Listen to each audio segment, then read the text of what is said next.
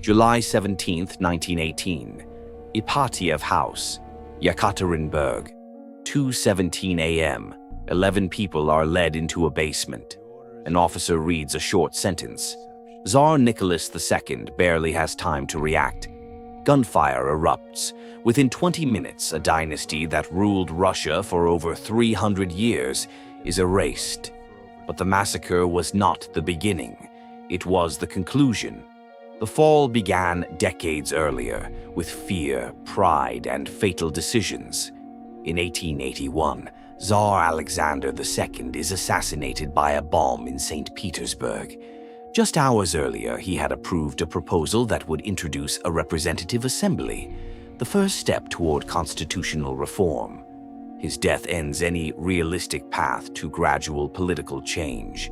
His son, Alexander III, responds with repression. Expanded secret police, strict censorship, intensified political persecution. Russia would not experiment with democracy. It would double down on autocracy. When Alexander III dies unexpectedly in 1894 at age 49, his son Nicholas is only 26. He confesses to a friend, "I am not prepared to be Tsar." Yet he firmly believes one thing: the Tsar rules by divine right, and divine authority cannot be shared. Moscow, Kodinka Field. Over 500,000 people gather to celebrate Nicholas II's coronation. The government distributes commemorative gifts. A rumor spreads: there won't be enough. The crowd surges forward. Panic becomes chaos. Official count: 1,389 dead. More than 20,000 injured, crushed, suffocated, trampled. That evening, despite the tragedy, Nicholas attends a diplomatic ball. To many Russians, the message is clear. Their new Tsar is detached from their suffering. His reign begins in blood. The long-awaited son is born, Alexei. Weeks later, doctors confirm the diagnosis: hemophilia, a genetic disorder inherited from Empress Alexandra, granddaughter of Queen Victoria. A simple bruise could cause internal bleeding. A minor fall could be fatal. The illness is kept secret because a fragile heir means a fragile empire. Alexei suffers constant pain, internal hemorrhaging, long periods confined to bed. Desperate, Alexandra turns to faith. And in 1905, a Siberian mystic enters the palace: Grigory Rasputin. Rasputin is not officially appointed to any office, but he gains direct access to the empress.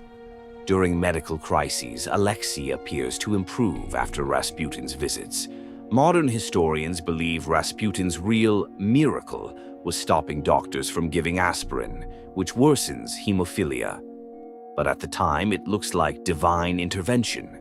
Meanwhile, Russia is unraveling. 1905, humiliating defeat in the Russo-Japanese War. Bloody Sunday, imperial troops fire on peaceful protesters. Mass unrest spreads across the empire. Nicholas reluctantly creates the Duma, a parliament. But he never truly surrenders power. Reforms are limited. Dissatisfaction grows. 1914, World War I. In 1915, Nicholas makes a critical mistake. He takes personal command of the army. Military defeats now carry his name. Back in the capital, Alexandra governs, heavily influenced by Rasputin. Rumors spread of corruption, German sympathies, fanaticism. Public trust collapses. In December 1916, aristocrats assassinate Rasputin. But the monarchy is already fatally weakened. February 1917. Bread shortages spark strikes. Soldiers refuse to suppress protests. Entire regiments mutiny. Nicholas attempts to return to Petrograd. He is blocked. His generals advise abdication. On March 15, 1917, he steps down, first in favor of his son, then retracts, fearing Alexei's health would not survive separation. He transfers the crown to his brother, Grand Duke Michael. Michael refuses. 3 centuries of Romanov rule end, not with a battle, but with a signature.